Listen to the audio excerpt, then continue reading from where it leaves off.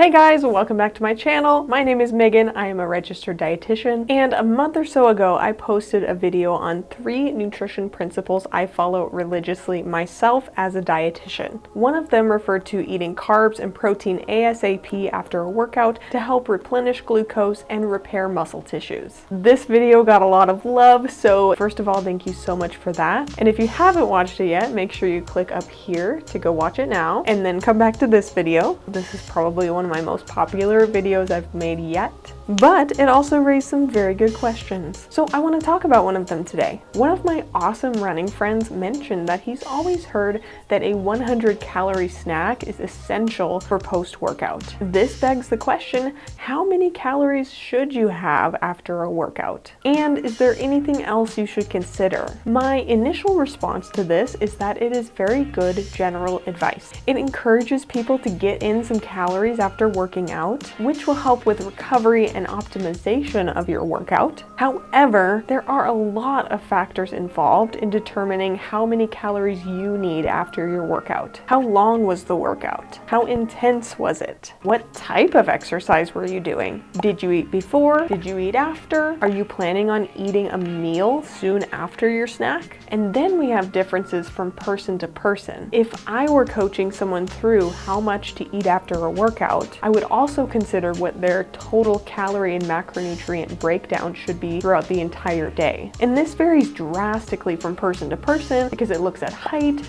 weight, gender, physical activity, and the person's goals. For example, is their goal to lose weight, to lose body fat, to gain muscle? Maybe they're trying to maintain weight. The answer to that question can definitely influence how many calories somebody needs. And so I take this all into consideration when I'm calculating how many calories and the distribution of macronutrients that a person needs. So as you can probably tell, how many calories somebody needs after a workout depends on a lot of factors. And I know that's a super annoying answer, so let me give you some specific examples to help. In general, I think 100 calories is a good place to start.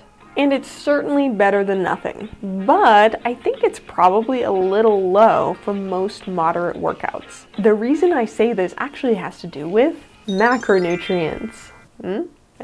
And before you get scared and click out of this video, I know the word macronutrient can be confusing and daunting for some people, but it's actually not complicated. Let me give you a very simple explanation of macronutrients. Macro means large, and nutrient means a substance that provides nourishment essential for growth and maintenance of life. So macronutrients are just substances that the body needs in large quantities to function. The 3 macronutrients are carbs, proteins, and fats. And something that a lot of people don't put together is that macronutrients are what make up calories. Now, let's go back to this 100-calorie post-workout snack thing.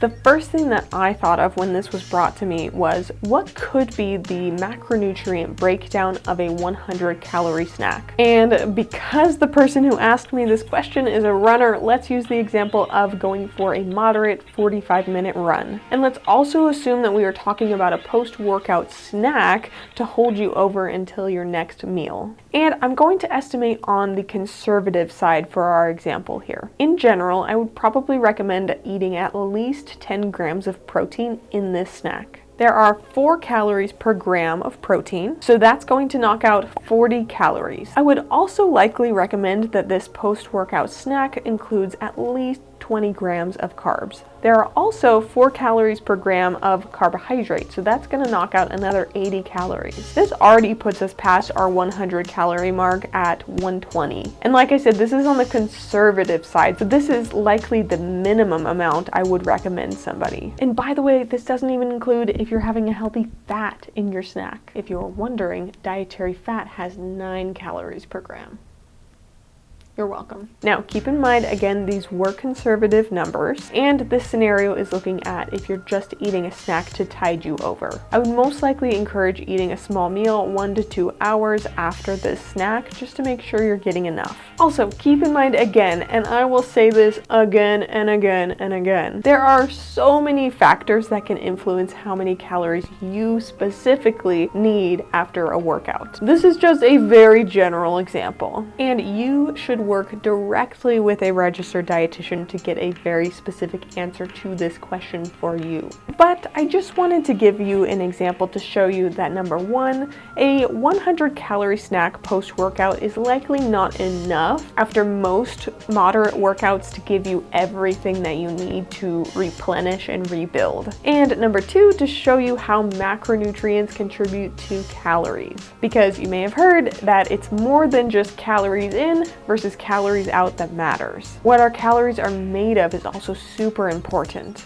Now, as I've said multiple times in this video, the answer to the question of how many calories should I eat after a workout is very nuanced. It depends on many factors and is vastly different from person to person. So it's really hard for me to give a blanket answer to this question. But the good news is I can give a very specific answer to this question to my clients. So if anyone is interested in learning more about what specific numbers they should be shooting for within a day or even just post-workout, I can help. Estimating calorie and macronutrient needs is one of the services I offer through Nutrition Undefined LLC. And guess what? This is free if you sign up for an initial nutrition coaching session with me. But you can also purchase these personalized calculations separately at a very affordable price. To learn more or sign up, go to nutritionundefined.com or email me at nutritionundefined@gmail.com. I hope this video gave you more insight on how much to eat after a workout. If you guys have other nutrition questions, please leave them in the comments section below.